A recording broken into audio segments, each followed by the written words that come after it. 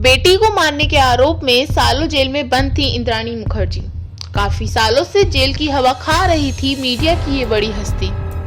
शीना बोरा हत्याकांड मामले में सुप्रीम कोर्ट ने इंद्राणी मुखर्जी को जमानत दे दी है। उन्हें 6.5 साल से जेल में बंद होने के चलते ये जमानत दी गई है। इससे पहले बॉम्बे हाई कोर्ट और सत्र अदालत ने मुखर्जी की अलग अलग 7 जमानत याचिकाएं खारिज कर दी थी। जेल में रहने के दौरान उनका उनके पति पीटर मुखर्जी से भी तलाक हो चुका है।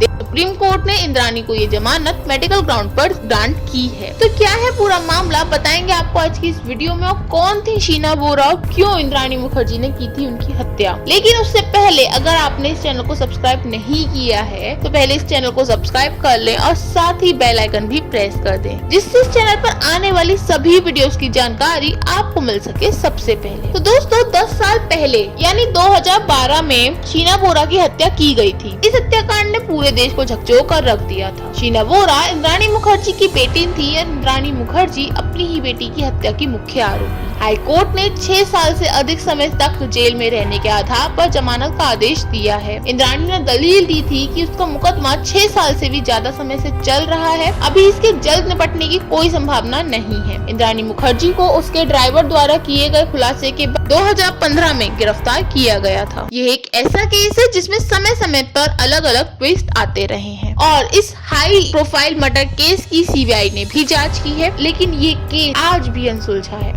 ये एक ऐसी मिस्ट्री है जिसका रहस्य आज तक सामने नहीं आया है। हत्या की ये गुत्थी इतनी पेचीदी थी कि शुरू में शीना बोरा के शव को इंद्राणी मुखर्जी ने अपनी बहन बताया था, लेकिन पुलिस पूछताछ में उसने खुलासा किया कि वो उसकी बेटी थी। इंद्राणी मुखर्जी ने 2 शादी की थी और शीना बोरा उसके पहले पति की बेटी थी। इसके बाद साल 2020 में अपनी जमानत याचिका की सुनवाई के दौरान आरोपी इंद्राणी मुखर्जी ने स्पेशल सीबीआई कोर्ट के सामने चौंकाने वाला दावा किया था। इंद्राणी ने कहा था कि 24 अप्रैल 2012 को कथित रूप से मर्डर के 6 महीने बाद तक शीना जिंदा थी और अपने मंगेतर राहुल मुखर्जी के साथ थी। राहुल की कॉल डेटा रिकॉर्ड का हवाला देते हुए इंद्राणी ने कोर्ट को बताया था कि दोनों के बीच 26, 27 और 28 सितंबर को टेक्स्ट मैसेज का आदान प्रदान हुआ था। इंद्राणी ने कोर्ट के सामने 27 सितंबर 2012 को दोनों के नंबर पर भेजे गए मैसेज पढ़े।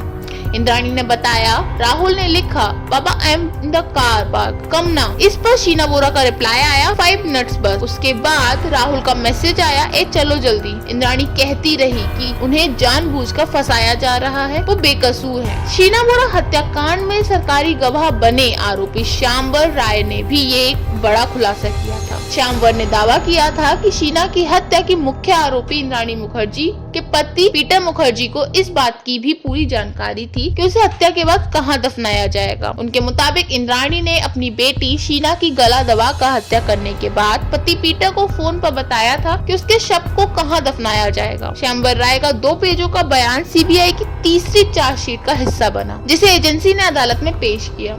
श्यामवर ने बताया, पेन खोपली रोड पर 23 अप्रैल 2012 को रेकी की गई थी। श्यामवर ने बोला, जहां तक मुझे याद है मैडम ने 2 बार पीटर साहब से फोन पर बात की थी और कहा था कि ये गुड प्लेस है। मैडम ने अंग्रेजी में पूरी बात की थी, लेकिन उन्होंने शीरा और उसके भाई मिखाइल का भी नाम लिया था, जिसे मैं समझ पाया। इसके बाद जुलाई 2016 में सीबीआई ने पूर्व मीडिया कारोबारी पीटर मुखर्जी की जमानत याचिका का विरोध करने के दौरान शीना बोरा की हत्या की वजह सामने रखी थी। एजेंसी ने कोर्ट से कहा था कि पीटर मुखर्जी ने अपनी पत्नी इंद्राणी मुखर्जी के साथ मिलकर बेटी शीना बोरा की हत्या करने की साजिश रची, क्योंकि वो पीटर के बेटे राहुल के साथ उसके संबंधों से खुश नहीं थे। शीना इंद्राणी के पहले पति से हुई बेटी थी, जबकि राहुल पीटर की पहली पत्नी से हुई संतान थी। इसके अलावा शीना बोरा के स्कूली दिनों की भी एक डायरी मिली थी, जिसमें शीना वो सब बातें लिखती थी जो वो किसी से भी कह नहीं पाती थी। उनकी इसी डायरी में लिखे एक पेज से पता चला कि वो अपनी माँ इंद्राणी से कितनी नफरत करती हैं, तो वहीं वो अपने पिता सिद्धार्थ दास से मिलने के लिए कितनी तड़प रही हैं। शीना को इंद्राणी से इस कदर नफरत थी कि उसने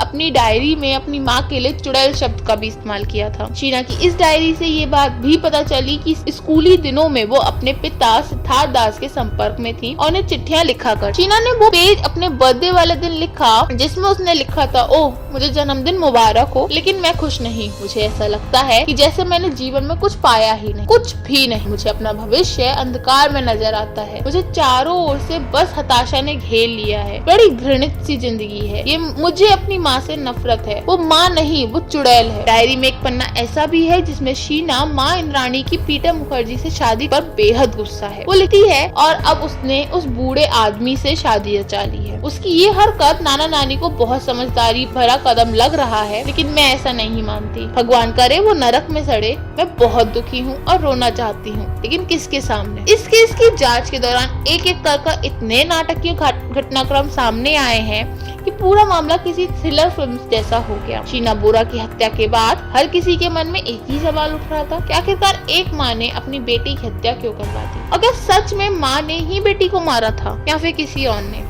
इसीलिए केस आज भी अनसुलझा है और किसी को नहीं पता कि शीना बोरा का मर्डर किसने किया था। तो दोस्तों, अगर आपको वीडियो इन्फॉर्मेटिव लगी हो तो इस वीडियो को लाइक कर अपने दोस्तों के साथ शेयर करें और इस चैनल को सब्सक्राइब भी कर लें और साथ ही बेल आइकन भी प्रेस कर दें।